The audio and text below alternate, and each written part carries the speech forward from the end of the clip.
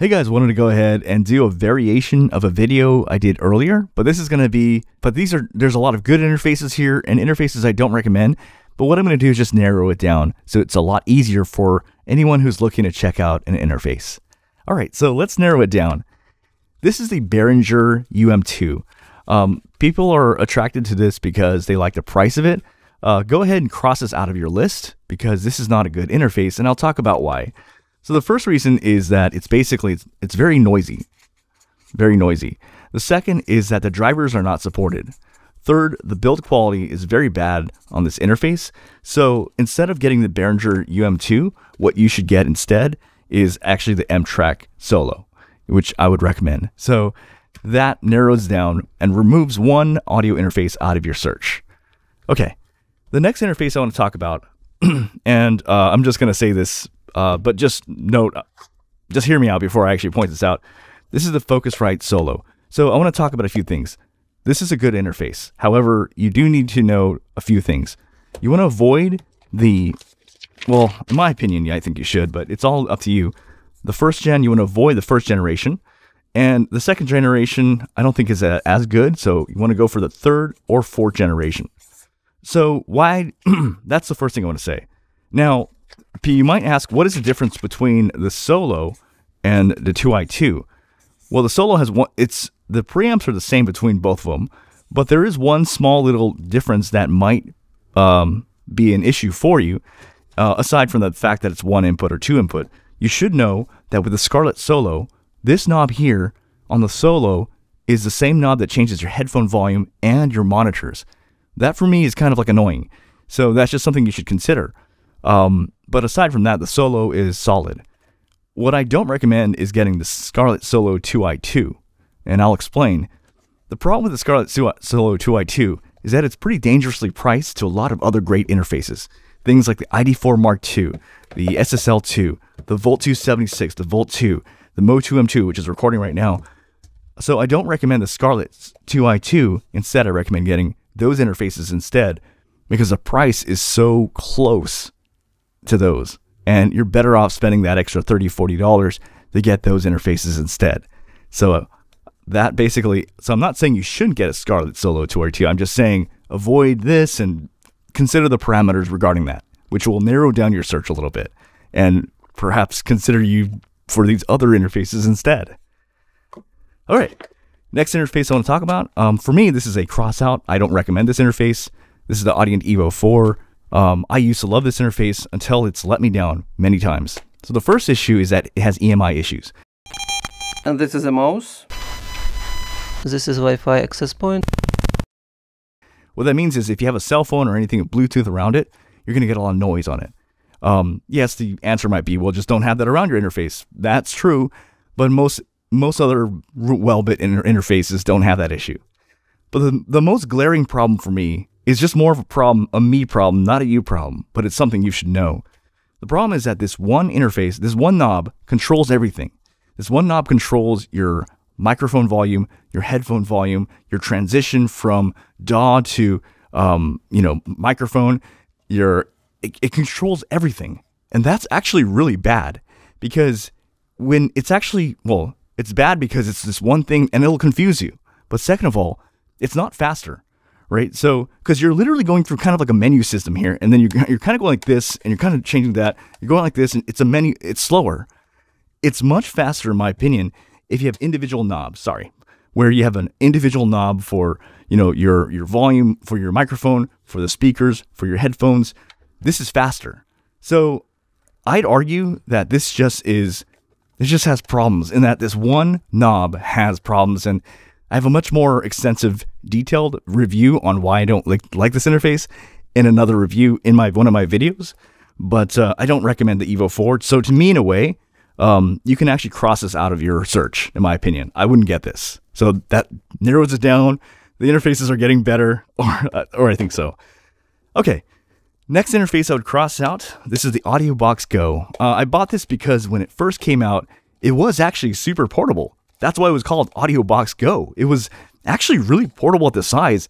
And at the time that it was released, it was one of the smallest interfaces I've ever seen. I was like, oh my God, gotta get that.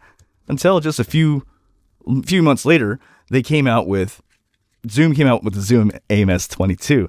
But in my opinion, this interface has some issues. The first is it has stepping issues. That means if you use, so I don't recommend using a dynamic microphone with this particular audio interface. That means if you use something like an XM8500, your volume will be really low from all the way up, and then when you get to around 10, your volume will crank up. So you're in a situation where your volume is too quiet or it's too loud. There's no in between, no transition, whereas other interfaces don't have that issue. The other problem too is that if you use something like an HD6XX and you're listening with headphones, the volume is very low on this, very, very, very low. So the headphone amps are pretty weak on this. So I don't recommend this interface. So obviously we're narrowing it down.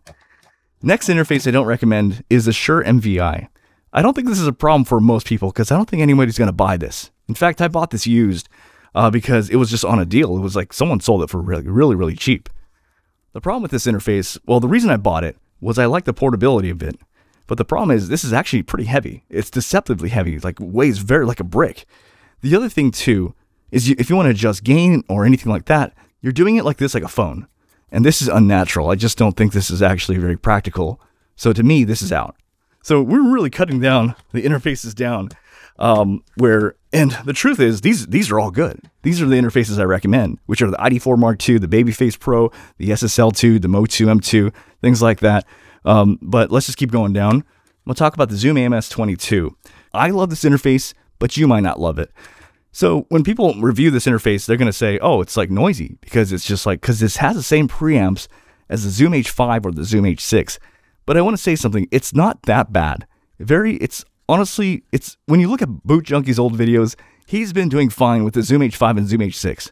And I honestly think those are perfectly fine. You know, there's no issues there, but it has those same preamps. That being said, I love how this has a gain knob it has a gain knob, it has headphone volume, you have monitor inputs and outs, it's one input, and it's very, very lightweight and portable. If you want a travel interface, this is the way to go.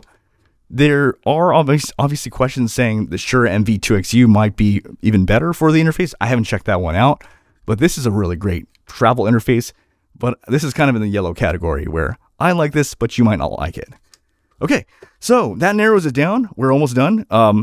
So all of these interfaces I actually do recommend, which are the Volt 276, the SSL2, the ID4 Mark II, the Babyface Pro, the Zoom F3, the Zoom F6, and the MOTU M2. So where does that leave us? Well, there's one interface that's not here that I don't have that I personally don't recommend. And you probably guessed it. It's the Apollo Twin. And let me explain. And again, this entire video is just narrow things down for you. Let me make it easy for you. Ask yourself a question. Do you own a PC or do you own a Mac? If you own a PC, the process is simple. Don't buy an Apollo Twin. It won't work on your computer. Or it'll work. It'll work, but it won't work, right? So that makes it very simple for you. If you own a PC, don't get an Apollo Twin, period. Trust me. If you have questions, just look online. Just type in, go on Discord. You're going to find so many people having problems with the Windows and Apollo Twin. For some reason, the makers of the Apollo Twin, they don't care about Windows people. They're not like RME, who actually cares. These guys, when they make drivers, they actually care. Okay, so if you own a PC and you want to go endgame, it's the Babyface Pro. Or honestly, and this is a hot take, just stick with what you have. You know, like your SSL2 is fine for all professional recordings. That's perfectly fine. You can stop right there and you're done, right? Okay, but what if you do have a Mac? What if you do have a Mac? Should you consider the Apollo Twin? Honestly, I'm going to be honest with you. No, you shouldn't buy it. Because you know what? You know how much an Apollo Twin really is worth? It's actually really $2,000 or more. Because what happens is most people buy the Apollo Twin, but they don't just stop there. There's these plugins that you have to keep buying. They're about $150 or $300. And people just keep buying these plugins. It's kind of like DLCs on video games. You know how like people hate that? Or like subscriptions, like where you got to keep buying and buying. I don't like that. I don't like where I have to keep buying and buying and buying. I want a one and done interface. I buy it once and I'm done. You know what I mean? So in my opinion, that's a problem. The other issue is that, and here's a hot take, you're screwed either way. And let me explain. So you could say, well, I'm not going to use any plugins. I'm just going to use it as it is. Well, if you're not going to use any plugins on your Apollo Twin, you're no better off using an SSL2 in audio quality. They're about the same. And there's extensive tests showing this. And I've known this firsthand, just testing it out. It's like, it's not better. But if you get plugins, you're screwed because you're basically buying more and more and more. You never see people stop at one plugin. They keep buying more and more. So either you're spending a lot of money and you're wasting a lot of money, or you can afford to waste that amount of money. But in general, like, you never see someone just buy one plugin. And in the end, it's a $2,000 interface. And I would argue you'd get your dollar would go much higher just buying a one and done deal. So yeah, hopefully that narrows it down and you get a sense of which interfaces to avoid, which ones to check out. And that narrows the pool down, at least up to as of today.